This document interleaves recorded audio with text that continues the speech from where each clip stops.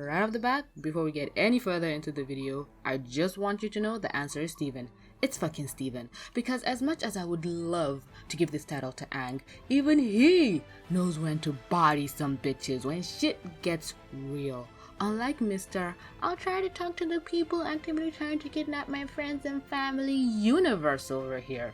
Steven, they've got Kevin, Jamie over here, and them. Steven is such a chill and easygoing character in the face of multiple threats to his life that it's hard to believe most of the shit that he was going through in Steven Universe future. Oh wait, when the chips are on the table, that's correct, right? People say chips. What? Cards? Who would put cards on a table? When the cards are on the table, Aang knows when to throw down. Steven only fights in self-defense, and even then, you have to push him. How is it when you compare Steven and Aang? Aang seems like the more violent individual. Steven's gem weapon isn't even a weapon, but a shield. Aang's whole fighting style and element is defense.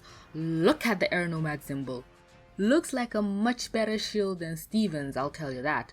How do you out-defense an air elemental? How do you manage to be less chaotic than the element of air?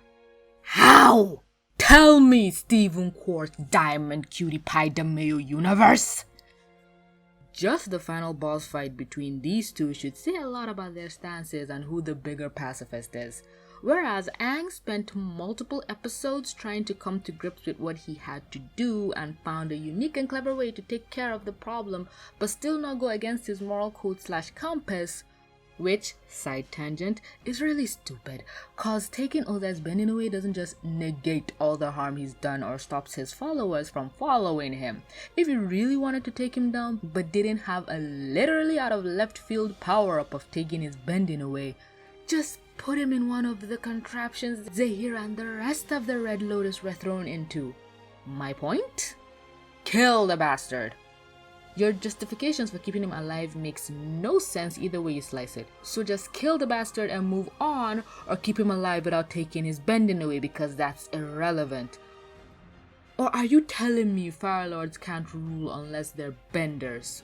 Anyway, deep-seated realizations that this show may not be as perfect as I thought aside, Aang solved his problems while not being the aggressor in his fight.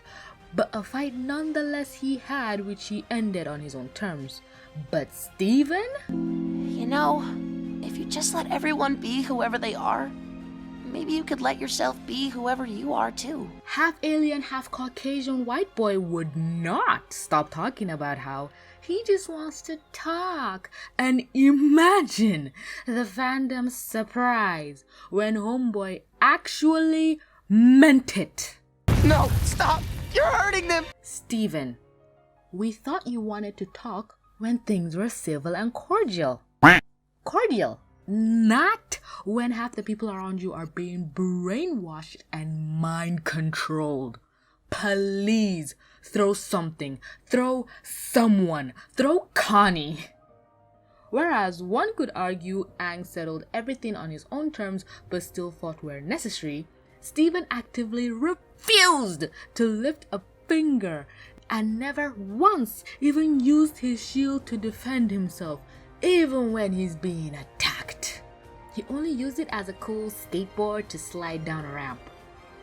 Oh, never mind. I remember a vague scene of him using it to stop himself from getting impaled. Don't quote me on that one. But even Aang had moments of resistance when he just balls up and actively refuses to fight, till Sozin accidentally turns on his Super Saiyan God mode and taps into the other avatars to beat the shit out of him, practically forcing him to fight. Who wants to bet this part was Avatar Kyoshi?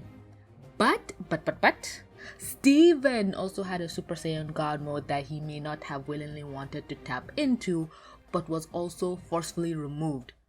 Dear God, why am I seeing similarities between these shows? White Diamond, in her infinite stupidity, unknowingly brings out the one, the only, Pink Jesus, who we are all in agreement is a reincarnation of Pink Diamond, right? There was the whole shape-shifting everything, just like in showing the avatars of previous lives. Oh my god, this show is Avatar! Anyway, just like how Aang's past lives seized control and just went for Ozai's throat. Again, Kyoshi, I see you, you can't hide your bloodlust from me. And Aang had to fight back control to come back to his senses and not commit murder, which is 100% justified, mind you. No, I'm not gonna end it like this. Boo! Steven had to physically call out and stop his other half from pushing people over? No, stop! You're hurting them! Just look at the parallels. One has to stop himself from ending a life, again with very good reason, and the other stops himself from blowing wind too hard that makes a woman in heels tip over. And you can't even compare the two villains and say Aang's was worse because Ozai wanted to wipe out a whole race of people. I'd include the water tribe here, but Sozin's comment would only allow one genocide at a time, so he'd have to wait the next 100 years to attack. But with the increased Fire Nation force, he could just also wipe them out. But White Diamond could easily wipe out the Earth. Yes, that wasn't on her agenda. Tweedledee and Tweedledum over here wanted to do that. But if they could, what's stopping her from doing that? Granted, White never even cared for the Earth and would have left it alone. I'm inclined to believe the immortal space rock would eventually get round to destroying the Earth as well. Whereas one side is fighting for peace on Earth, the other wants to fix a problem that they broke. The show may want you to believe that Steven was fighting for peace on Earth, but all this fight was just to get White to agree to fix the problem they caused. Steven could give less than two shits about them. And don't you dare bring up My Diamond into this. I've made enough videos about her defending her, so you can watch those. But just like when Aang entered the Avatar state and stopped taking any more shit from Ozai, Pink Jesus did the same and would not give any of these bitches even an inch. It was like they knew. But that's all I'll have to say for now, and I will unceremoniously end the video here. Thank you so much to my top tier patrons. You all quite literally still keep me alive. Thank you all to my viruses and lesser peasants who continue to watch my videos and support me by liking, commenting, and subscribing. You're all super neat and cool too, I guess. But I still love the people who give me money more. Look at their lovely names. You know the drill. Like, comment, subscribe, do all the things. Twitter, Patreon, Discord, Teespring, any and all links are down in the description box below. I love your faces and I'll see you all next time. And with that being said, thanks viruses so much for clicking to watch. Don't forget to like, comment, subscribe, and stay awesome. This is TVC signing out.